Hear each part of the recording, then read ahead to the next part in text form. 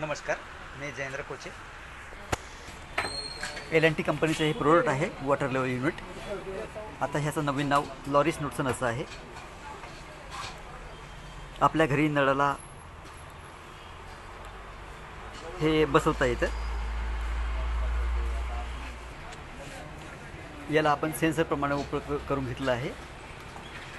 नळाला पाणी जेव्हा येईल तेव्हा मोटर ऑटोमॅटिक सुरू होईल आणि नळातलं पाणी निघून गेलं की ऑटोमॅटिक मोटर बंद होईल. ह्या आपल्या युनिटचं कनेक्शन सांगतो आहे तुम्हाला मी. आता मी सध्या माझ्याकडे नळ नाही, त्यामुळे मी पाण्याचा ग्लास घेतला आहे. त्या ग्लासमध्ये हे डुबवून मी तुम्हाला ह्याचं ऑपरेटिंग दाखवणार आहे. त्याआधी मी तुम्हाला कनेक्शन सांगून देतो. आधी वायरिंगसुद्धा एकदम सिंपल आहे. डाव्या हाताला फेज पी आणि एन दिसतात, ते इनकमिंग सप्लाय फेज न्यूट्रल, आणि उजव्या हाताला एन आणि पी दिसतात, ते आउटगोईंग म्हणजे मोटरला जाणारे सप्लाय. हे आपलं सेल्फ प्रायमिंग पंप आहे. ह्या पंपाला सुद्धा आपण कनेक्शन करू शकतो. याला स्टार्टरची गरज नसते. डायरेक्ट ह्याला आपण पंप जोडला आउटपुटला की हे आपलं वर्क करेल. यामध्ये आधी काय फीचर आहेत ते तुम्हाला सांगतो. इथे टँकचं इंडिकेशनसुद्धा आहे. पॉवर आहे इंडिकेशन आहे, मोटर आहे इंडिकेशन आहे. वर लिहिलं आहे, वर एक टाकी दाखवलेली आहे, खाली एक टाकी दाखवलेली आहे. तुमचं यूज आहे त्याप्रमाणे तुम्ही खालची किंवा वरची टाकी इथे सेन्स करू शकता.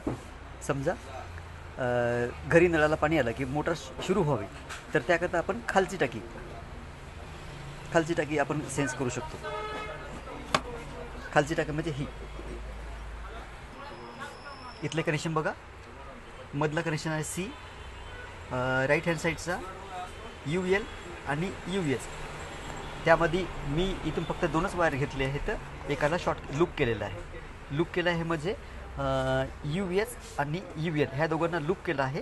तिथून एक वायर काढलेली आहे ही, आणि दुसरी वायर जी घेतली आहे सीमधनं, कॉमनमधनं सिंगल वायर.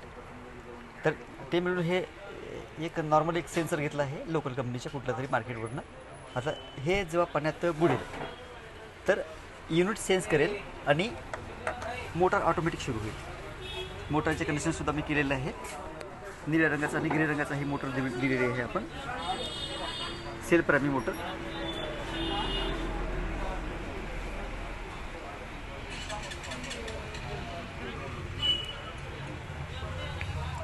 तर इथे पॉवर ऑन डिलेसुद्धा दिलेला आहे आणि ऑफ टायमरसुद्धा दिलेला आहे. समजा तुम्ही सेन्सरमार्फत जरी पंप चालू केलं आणि ते 15 मिनिटांनी बंद हो की 10 मिनिटांनी बंद हो की कमीत कमी 15 मिनिटं दिलं आहे, 15 मिनिटांनी बंद हो की 40 मिनिटांनी हे सगळं आपण सेट करू शकतो. म्हणजे 150 मिनिटापर्यंत आपण त्याला सेट करू शकतो बंद करण्याचं टायमिंग. या ठिकाणी आता मी OS आणि OLचे कनेक्शन दिलेले नाही, कारण ही अप्पर टँकचे सेन्सर वायर आहेत आणि त्याचं कनेक्शनची आता मला सध्या गरज नाही, त्यामुळे मी इथे दिलेलं नाही. तुम्हाला वाटलं तर तुम्ही ओव्हरहेड टँक जरी फुल भरली तर ते बंद व्हावं असं जर तुम्हाला वाटत असेल तर तुम्ही ह्याचंसुद्धा कनेक्शन वरही करू शकता. मॉडेलचं डिस्क्रिप्शन आहे. खालची टाकी आणि वरची टाकी याप्रमाणे तुम्ही वायर करू शकता. इथे ऑटो मोड आहे, मॅन्युअल मोड आहे आणि बायपास मोडसुद्धा आहे. तीनही मोड इथे अवेलेबल आहेत आपल्याला. बघा, वरचं ऑटो मोड, मधलं मॅन्युअल मोड आणि खालचं बायपास मोड म्हणजे ऑफ मोड. ठीक आहे, ह्याप्रमाणे तुम्ही कनेक्शन करू शकता. आता मी सप्लाय ऑन करतो.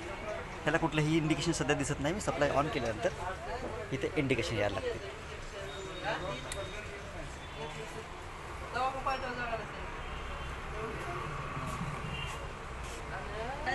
खालच्या टाकीचे सेन्सर वायर मी आता सध्या बाहेर ठेवले, त्यामुळे स्टार्टर सुरू होणार नाही.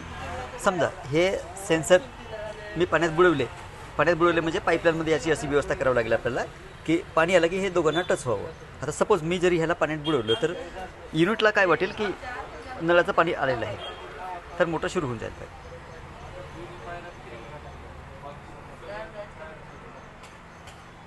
ऑन डिलीट बायपास मॅन्युअल ठेवला आहे मी. आता ऑटोमॅटिक ठेवतो.